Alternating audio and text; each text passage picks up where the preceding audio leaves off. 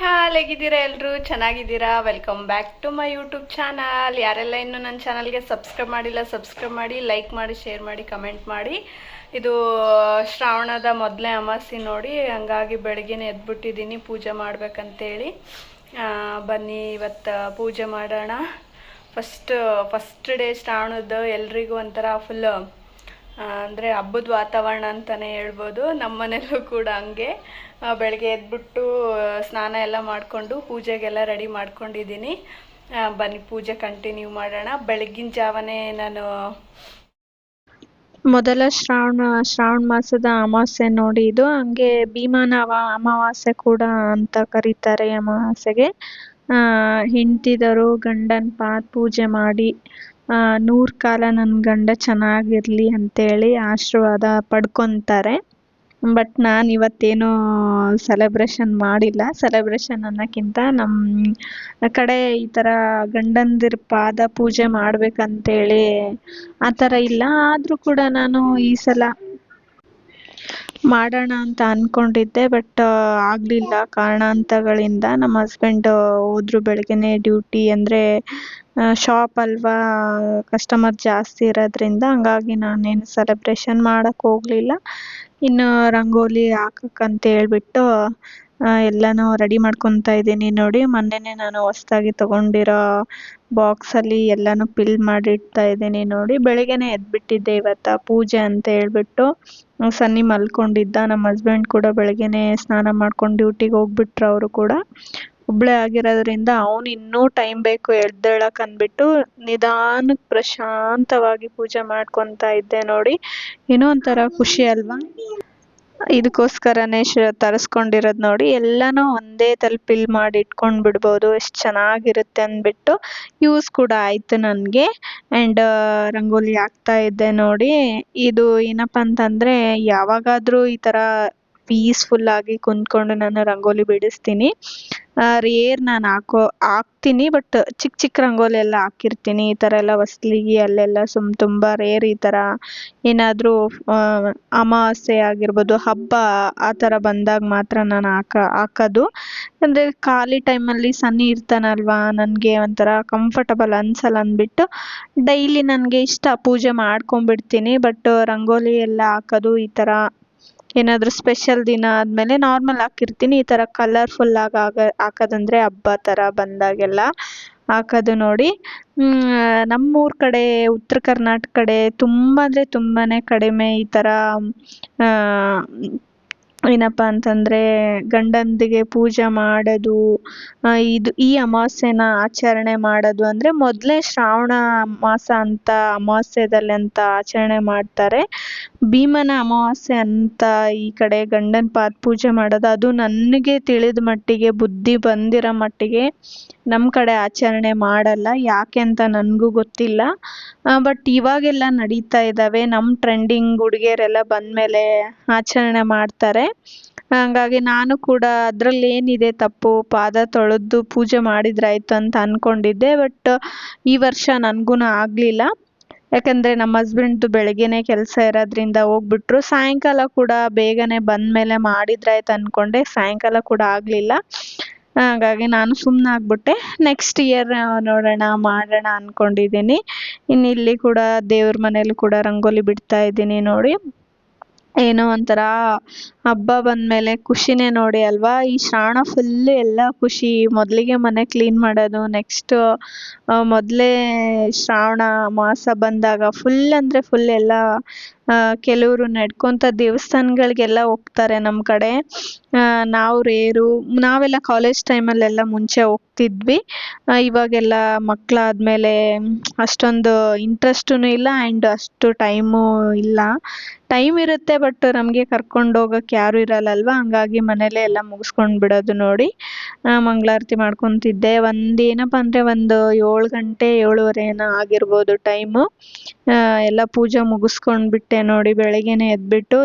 ಯಾಕಂದರೆ ಈಗ ಬೆಳಗ್ಗೆನೇ ಎದ್ಬಿಟ್ಟು ಪೂಜೆ ಮಾಡ್ಕೊಂಡ್ಬಿಟ್ರೆ ಸನಿಗೆ ಸ್ಕೂಲಿಗೆ ಕಳ್ಸೋಕೆ ಈಸಿ ಆಗಿಬಿಡುತ್ತೆ ಅಂದ್ಬಿಟ್ಟು ಬೆಳಗ್ಗೆನೇ ಎದ್ಬಿಟ್ಟು ಎಲ್ಲ ಪೂಜೆ ಮಾಡ್ಕೊತಾ ಇದ್ದೀನಿ ನೋಡಿ. ನೋಡ್ತಿರ್ಬೋದು ಕಂಪ್ಲೀಟ್ ಆಗಿದೆ ಪೂಜೆ. ಹೂ ಬಂದಿರಲಿಲ್ಲ ಮನೆ ಮುಂದೆ, ಹಂಗಾಗಿ ಹೂವೇನು ನಾನು ಮುಡಿಸ್ಲಿಲ್ಲ ದೇವ್ರಿಗೆ. ಇನ್ನು ಈ ಕಡೆ ಸಿಂಪಲ್ ಆಗಿ ಇವತ್ತು ಉಪ್ಪಿಟ್ಟು ಮಾಡ್ಕೊಂಡು ಬಿಡೋಣ ಅಂದ್ಬಿಟ್ಟು ನಾನು ಬೇರೆ ಉಪವಾಸ ಇದ್ನಲ್ವಾ, ಗುರುವಾರ ದಿನ ಇದು ವಿಡಿಯೋ.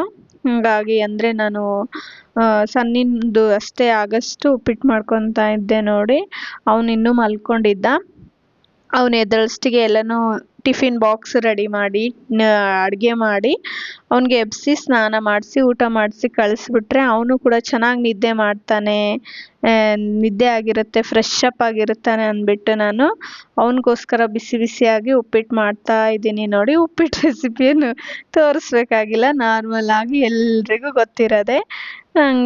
ಹಂಗಾಗ್ಬಿಟ್ಟು ನಾನೇನು ತೋರಿಸ್ತಾ ಇಲ್ಲ. ಏನು ಬೆಳಗಿನ ಜಾವ ಏನು ಅಡುಗೆ ಮಾಡಿದೆ, ಯಾವ ಥರ ಸನಿಗೆ ಟಿಫಿನ್ ಬಾಕ್ಸ್ ರೆಡಿ ಮಾಡಿದೆ ಅಂತ ಅಷ್ಟೇ ಶೇರ್ ಮಾಡ್ಕೊತಾ ಇದ್ದೀನಿ.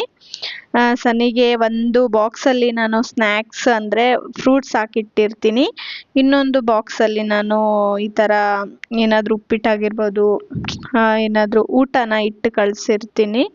ಆ್ಯಂಡ್ ಮೊಸರು ಕೂಡ ಇಟ್ಟಿರ್ತೀನಿ, ಅವನಿಗೆ ಮೊಸರು ಅಂದರೆ ತುಂಬಾ ಇಷ್ಟ. ಹಾಗಾಗಿ ಮೊಸರು ಕೂಡ ನಾನು ಇಟ್ಟಿರ್ತೀನಿ. ಅವನಿಗೆ ಮೊಸರು ಇಲ್ಲದೆ ಅವನು ಮನೇಲೂ ಕೂಡ ಊಟ ಮಾಡಲ್ಲ, ಸ್ಕೂಲಲ್ಲೂ ಕೂಡ ಊಟ ಮಾಡಲ್ಲ. ಬಟ್ ಹೆಂಗೋ ಮ್ಯಾನೇಜ್ ಮಾಡಿ ಪಾಪ ಅವ್ರು ಮಾಡಿಸ್ತಾರೆ, ಯಾಕಂದರೆ ಅವನು ಮೊಸರು ಇಲ್ಲದೆ ಊಟನೇ ಮಾಡೋದಿಲ್ಲ. ಮೊಸರು ಇದ್ದರೆ ಚೆನ್ನಾಗಿ ತಿಂತಾನೆ ಅಂದ್ಬಿಟ್ಟು ನಾನೇ ಮೊಸರು ಇಟ್ಟು ಕಳಿಸಿರ್ತೀನಿ. ಈ ಥರ ಡೈಲಿ ನಾನು ಸನ್ನಿ ಟಿಫಿನ್ ಬ್ಯಾಗ್ನ ಪ್ಯಾಕ್ ಮಾಡೋದು ನೋಡಿ. ಎಷ್ಟು ಜೋರಾಗಿ ಮಳೆ ಬರ್ತಿದೆ ನೋಡಿ.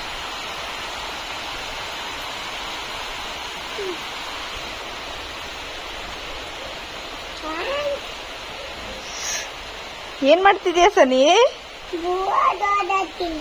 ಹೂವ ನೋಡ್ತಿದ್ಯಾ?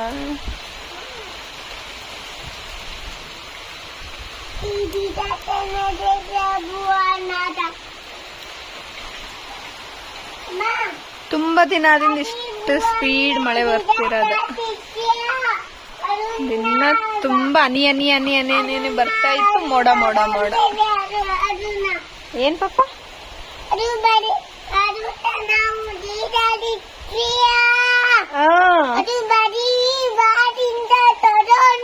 ತಗೊಂಡ್ಬಿಡ್ತಾ? ಅಯ್ಯೋ, ಇಲ್ಲಿ ನೀರ್ ಹಾಕಿದ್ವಲ್ಲ ನಾವು, ಅದನ್ನ ಇದು ಮಳೆ ತಗೊಂಡ್ಬಿಟ್ಟಿದೆ ಅಂತ ಹೇಳ್ತಾ ಇದ್ದಾನೆ. ಹೌದು ಪಪ್ಪ, ಹೌದು ಪಪ್ಪ.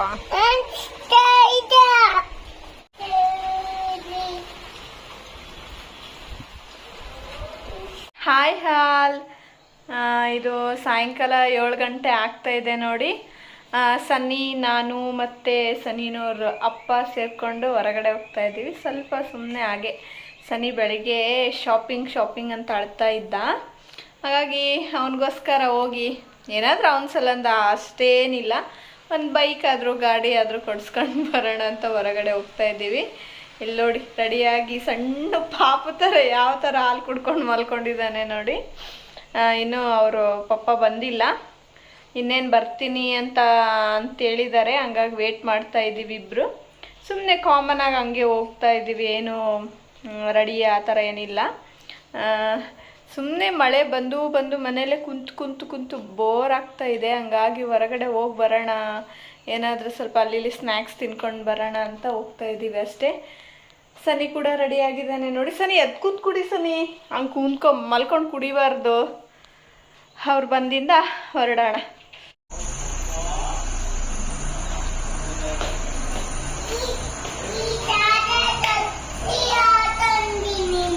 ನೋಡಿ, ಅವನು ಆ್ಯಕ್ಚುಲಿ ಸ್ವೆಟ್ರ್ ಹಾಕೊಂಡಿದ್ದ, ವಾಮಿಂಟ್ ಮಾಡ್ಕೊಂಡ.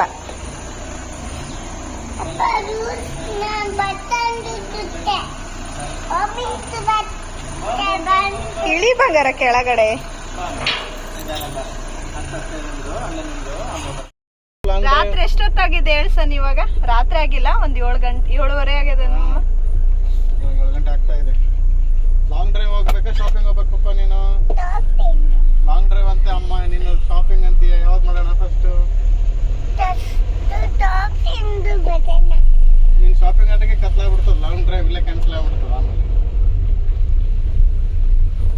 ಕರೆಕ್ಟ್ ಇಲ್ಲ ಹಾಕಿದ ಬಂಗಾರ ಮನೆದ ಸನ್ನಿದೇ ಇರ್ಲಿ ಬಿಡು.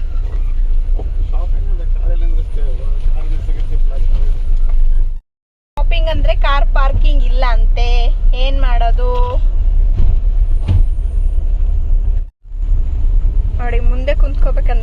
ಬಿಡ್ಲಿಲ್ಲ, ಅದಕ್ಕೆ ಹಿಂದ್ಗಡೆ ಕುಂತ್ಕೊಂಡಿದ್ದೀನಿ. ಅವನಿಗೆ ಒಂದ್ ಸ್ವಲ್ಪ ದಿನ ಅವನ್ ಯಾವಾಗ ಮಾಮ 1 ವರ್ಷದವನಿದ್ನೇನಲ್ಲ, ಅವಾಗ ಹಿಂದಂದ್ರೆ ಇಷ್ಟ ಆಗ್ತಿರ್ಲಿಲ್ಲ, ಮುಂದೆ ಮುಂದೆ ಅಂತಿದ್ದ. ಇವಾಗ ಮುಂದೆ ಇಷ್ಟ ಆಗ್ತಿಲ್ಲ ಅವನಿಗೆ, ಹಿಂದೆ ಕುಂತ್ಕೋಬೇಕ. ಹೆಂಗೆ ಅವನ್ ಮೂಡಿ.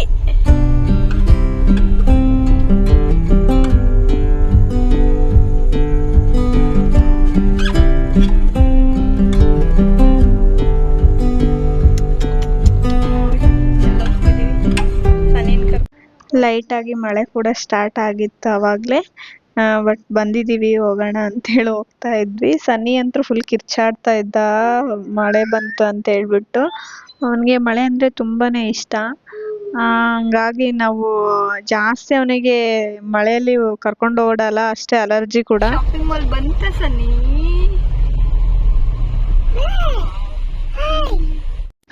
ಆಕ್ಚುಲಿ ಹೊರಗಡೆ ಹೋಗ್ಬೇಕು, ಲಾಂಗ್ ಡ್ರೈವ್ ಹೋಗ್ಬೇಕು, ಹಾಗೆ ಸ್ವಲ್ಪ ಹೊರಗಡೆ ಹೋಗಿ ತಿನ್ಕೊಂಡು ಬರಬೇಕು ಅಂತನಿತ್ತಲ್ವಾ, ಅದಾಗಲಿಲ್ಲ. ಇಲ್ಲೇ ಶಾಪಿಂಗ್ ಮಾಲಲ್ಲೇ ತುಂಬಾನೇ ಟೈಮ್ ಸ್ಪೆಂಡ್ ಆಗ್ಬಿಡ್ತು. ಇದೇ ಥರ ಓಡಾಡ್ಕೊಂಡು ಇರ್ದಿದ್ರೆ ಟೈಮ್ ಹೋಗಿರೋದೇ ಗೊತ್ತಾಗಲ್ಲ ಮಾಲಲ್ಲಿ. ನಾವೇನು ಜಾಸ್ತಿ ತಗೊಳ್ಳಿಕ್ಕೆ ಹೋಗಲಿಲ್ಲ, ಅಂದ್ರೂ ಸುಮ್ಮನೆ ಹಾಗೆ ಒಂದು ರೌಂಡ್ ಹೊಡ್ಕೊಂಡು ಬರೋಷ್ಟಿಗೆ ಟೈಮ್ ಆಗ್ಬಿಡ್ತು. ಸನ್ನಿ ಟಾಯ್ಸ್ ನೋಡ್ತಿರ್ಬೋದು, ಎಷ್ಟೊಂದು ಟಾಯ್ಸ್ ಇಟ್ಟಿದ್ದಾರೆ. ಅವನಿಗೆ ಅದೆಲ್ಲ ನೋಡಿ ಫುಲ್ ಅಷ್ಟೆಲ್ಲ ತೊಗೊಂಡ್ಬಿಡೋಣಮ್ಮ, ಅಷ್ಟೆಲ್ಲ ತೊಗೊಂಡ್ಬಿಡೋಣಮ್ಮ ಅಂತ ಅಂತಿದ್ದ. ಸ್ವಲ್ಪ ಕಪ್ಸ್ ಕೂಡ ನೋಡ್ತಾ ಇದ್ದೆ, ಮನೆಗೆ ಬೇಕು ಅಂತ ಹೇಳ್ಬಿಟ್ಟು. ಬಟ್ ನನಗೆ ಇಷ್ಟ ಆಗಿರೋವೆಲ್ಲ ಇರಲಿಲ್ಲ, ಅಂದರೆ ಸ್ವಲ್ಪ ಮಗ್ ಥರ ನೋಡ್ತಾ ಇದ್ದೆ, ಅದರಲ್ಲಿ ಅಷ್ಟೊಂದು ಇರಲಿಲ್ಲ. ಸನಿಗೋಸ್ಕರ ನೋಡ್ತಾ ಇದ್ದೆ. ಫೈನಲ್ ಆಗಿ ಒಂದು ಸ್ವಲ್ಪ ಲೈಟಾಗಿ ಶಾಪಿಂಗ್ ಮಾಡಿಕೊಂಡು ಬಿಲ್ ಕೂಡ ಮಾಡ್ಕೊತಾ ಇದ್ರು ನಮ್ಮ ಹಸ್ಬೆಂಡು. ಫೈನಲ್ ಆಗಿ ಮನೆಗೆ ಹೋಗೋಣ ಅಂತೇಳಿ ಹೊರಟ್ವಿ ನೋಡಿ.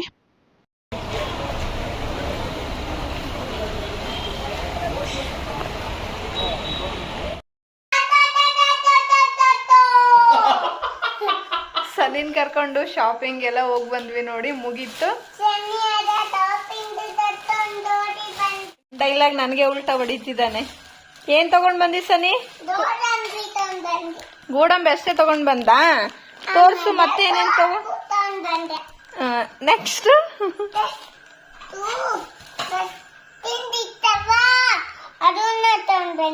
ಡಸ್ಟ್ಬಿನ್ನಿಗೆ ಹಾಕೋವಿರ್ತಾವಲ್ಲ, ಅದನ್ನ ತಗೊಂಡ್ ಬಂದಿ ನಾನು. ಮತ್ತೆ ನಿನ್ ಟಾಯ್ನೇ ತೋರಿಸ್ತಿಲ್ಲ ಬಂಗಾರ. ನನ್ನ ಐಟಮ್ ಅಲ್ಲ, ನಿನ್ ತೋರ್ಸು, ನಿನ್ ಟಾಯ್ ತೋರ್ಸು. ಏನ್ ತಂದಿವ ಟಾಯ್?